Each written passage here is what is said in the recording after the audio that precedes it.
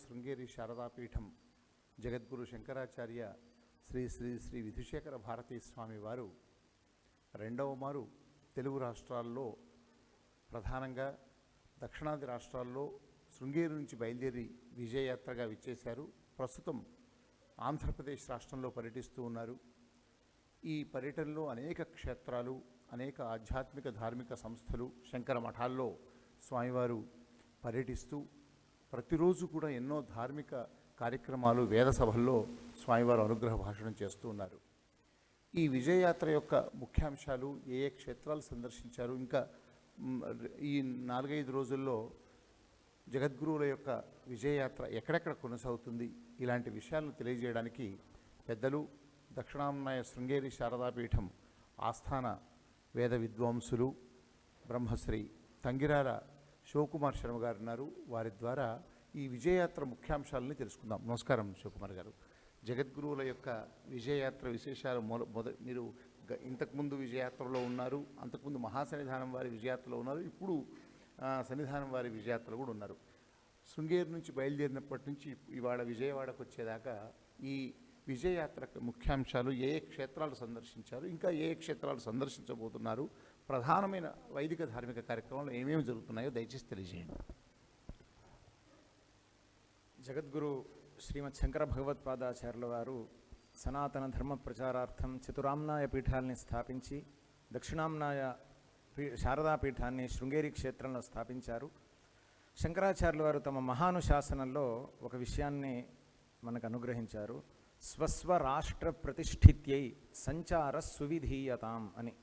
అంటే తాము స్థాపించిన చతురామ్నాయ పీఠముల అధిపతులు అప్పుడప్పుడు రాష్ట్రంలో ధర్మ దిగ్విజయ యాత్రను చేస్తూ ప్రజలలో ఆ ధర్మ చైతన్యాన్ని పెంపొందించేలా చేయాలి అని భగవత్పాదుల వారు ఆదేశించారు. వారి ఆదేశానుసారం ఆనాటి నుండి దక్షిణామ్నాయ శృంగేరి శారదాపీఠాధీశ్వరులందరూ అప్పుడప్పుడు మన భారతదేశంలో అన్ని చోట్ల సంచరిస్తూ ప్రజలలో ఒక ధార్మిక చైతన్యాన్ని కలుగజేస్తూ ప్రజలందరినీ, భక్తులందరినీ విశేషంగా అనుగ్రహిస్తూ వస్తున్నారు. దక్షిణామ్నాయ శృంగేరి శారదాపీఠాధీశ్వరులు జగద్గురు శ్రీ శ్రీ భారతీ తీర్థ మహాస్వామి వారు అనేకసార్లు మన భారతదేశంలో పలుచోట్ల విజయం చేసి భక్తులందరికీ తమ ధార్మిక ఉపన్యాసాల ద్వారా విశేషంగా అనుగ్రహించారు. తత్కరకమల సంజాతులైన జగద్గురు శ్రీ విధుశేఖర భారతీ మహాస్వామి వారు తమ గురువుల ఆదేశానుసారం ఇప్పుడు విజయయాత్రను చేస్తూ ఉన్నారు. ఈ విజయయాత్ర కర్ణాటక, తమిళనాడులో కేవలం చెన్నై మరియు ఆంధ్రప్రదేశ్లో కొన్ని ప్రాంతాల్లో మాత్రం జరుగుతోంది. 35 రోజుల ఈ విజయయాత్రలో ప్రతిరోజు జగద్గురు శ్రీ విధుశేఖర భారతీ మహాస్వామి వారు అనేక ధార్మిక కార్యక్రమాల్లో పాల్గొంటూ ఉండటం మనం చూస్తున్నాం. ప్రతిరోజు వారు ఎక్కడికి విచ్చేస్తే ఆ ఊళ్ళో వేలాది మంది వారి దర్శనార్థం వచ్చి వారి అనుగ్రహాన్ని పొందుతూ ఉన్నారు. బెంగళూరులో ఒక విశేషమైన ఘటన జరిగింది, విశేష సంఘటన. అది మనం విశేషంగా చెప్పుకోవాలి. ఎందుకంటే ఉదయం 10:30కి గురువుగారు దర్శనానికి మామూలుగా శృంగేరిలో దర్శనం ఇస్తూ ఉంటారు కదా. అలా బెంగళూరులో 11 గంటలకి గురువుగారు భక్తులకి దర్శనం ఇవ్వటం కోసం కూర్చుంటే సాయంకాలం 6 గంటల వరకు నిరంతరంగా భక్తులు వస్తూనే ఉన్నారు. ఇదొక అపురూపమైన ఘట్టం అని చెప్పుకోవచ్చు. అంటే ఎన్ని వేల మంది ఆ రోజు, దాదాపు 10-15 వేల మంది గురువుగారిని దర్శించుంటారు. అంటే కానీ గురువుగారు మాత్రం ఒక్క క్షణం కూడా, అంటే 11 గంటలకి ఎలా మందహాసంతో ఆ భక్తుడిని మాట్లాడించారో సాయంకాలం 5:30కి భక్తులు వచ్చినటువంటి వాడిని కూడా అదే రకంగా ఒక మందహాసంతో వాడిని ఆశీర్వదించారు. అటువంటి విశేషమైన ఘటన ఈ విజయయాత్రలో జరిగింది. బెంగళూరు తర్వాత మహాస్వామి వారు చెన్నైకి విజయం చేశారు. చెన్నైకి వెళ్ళటానికి ముందు కాంచీపురానికి వెళ్ళి అక్కడ కామాక్షి అమ్మవారిని, ఏకాంబరేశ్వర స్వామి వారిని దర్శించారు. అలాగే వరదరాజస్వామి వారిని దర్శించారు. చెన్నైలో 15 రోజులు జగద్గురు మహాస్వామి వారి విజయయాత్ర చాలా దిగ్విజయంగా జరిగింది. ఎందుకంటే చెన్నైలో 2012వ సంవత్సరంలో మహాసన్నిధానం వారు చాతుర్మాస్య వ్రతానుష్ఠానం అక్కడే చేశారు. అలానే శరన్నవరాత్రి మహోత్సవాన్ని కూడా అక్కడే జరిపారు. అక్కడి నుంచే ఆంధ్ర విజయయాత్ర కూడా తిరుపతికి వచ్చి అక్కడి నుంచి విజయయాత్ర ప్రారంభించారు.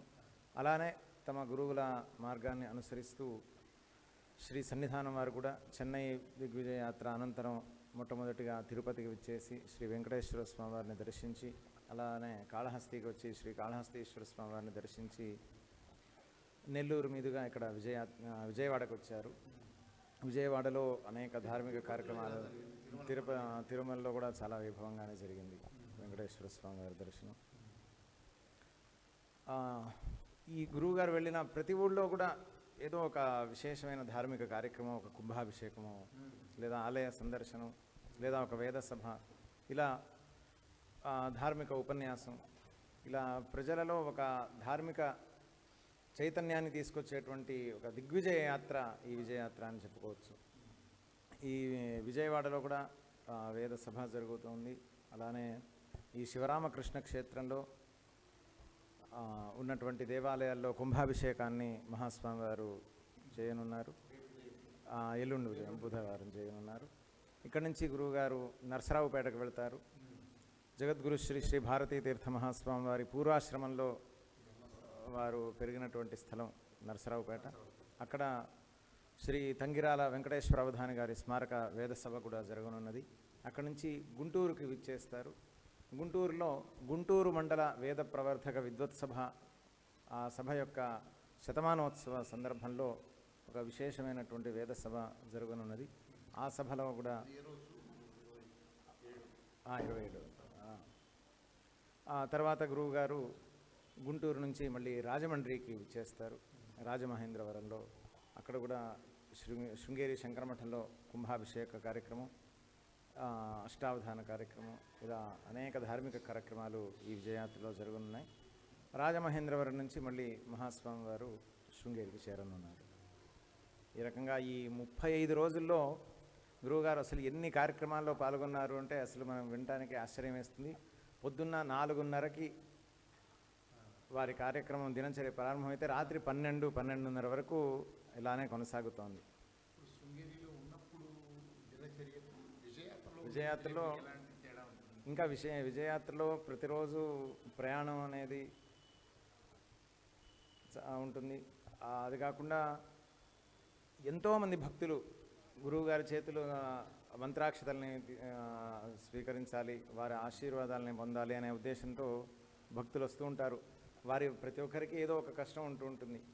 వారందరూ మహాస్వామి వారి దగ్గర తమ కష్టాలని తెలుపుకుంటే వారి అనుగ్రహ దృష్టి, కృపా దృష్టి మనంపై పడితే ఆ కష్టాల నుంచి మనం విముక్తమవుతామనేటువంటి దృఢమైన నమ్మకం. ఇది కేవలం నమ్మకం కాదు, భక్తుల ఒక అనుభవం కూడా ఇది. ఎందుకంటే మహాస్వామి వారి దగ్గరికి వచ్చి ఎంతోమంది తమ కష్టాలని తెలుపుకున్నప్పుడు గురువుగారు ఆశీర్వదిస్తూ వారికి మంత్రాక్షతల్ని అనుగ్రహిస్తే వారి కొండంత కష్టం కూడా అసలు చాలా తేలికగా పోతుంది.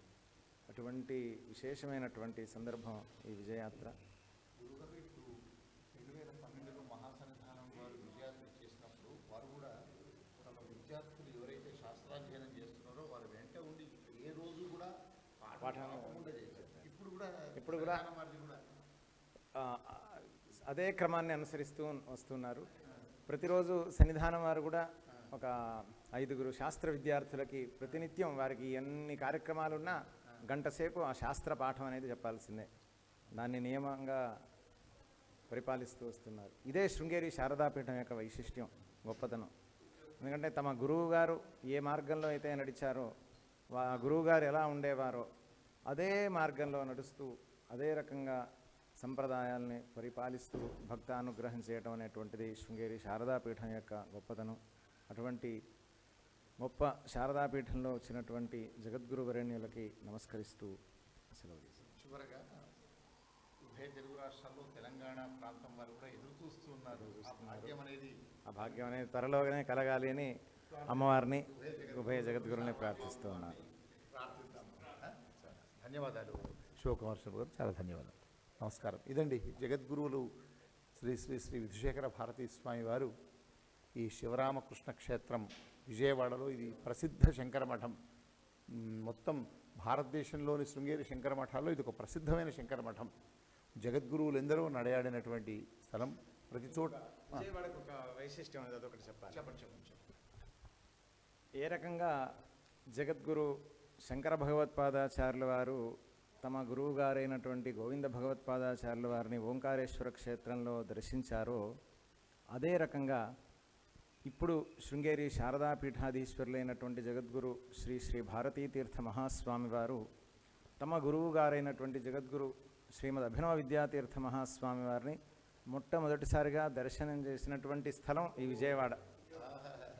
ఎందుకంటే 2012లో జగద్గురు మహాస్వామి వారు తమ విజయయాత్ర సందర్భంలో ఇక్కడికి విచ్చేసినప్పుడు వారు చెప్పినటువంటి మాట, ఈ విజయవాడ అనేది నా జీవితంలో ఎప్పుడూ గుర్తుండేటువంటి ఒక నగరం, ఎందుకంటే తమ గురువు గారిని మొట్టమొదటిసారి దర్శించినటువంటి స్థలం ఈ విజయవాడ అని. కాబట్టి ఈ విజయవాడ యొక్క గొప్పతనం అవును. 1966లో వారు ఉజ్జయినికి వెళ్ళిపోయారు. ఇక్కడి నుంచి తర్వాత ఉజ్జయిని వెళ్ళారు. చాలా చాలా విశేషమైంది. అందుకే ఈ విజయవాడ ప్రత్యేక విశిష్టమైనటువంటి జాతరలు. చాలా చాలా ధన్యవాదాలు శివకుమార్ శర్మ గారు. మళ్ళీ పూర్తి వెళ్ళాక శృంగేరిలో కలిసి మరిన్ని విశేషాలు తెలుసుకుందాం. అందరికీ నమస్కారం.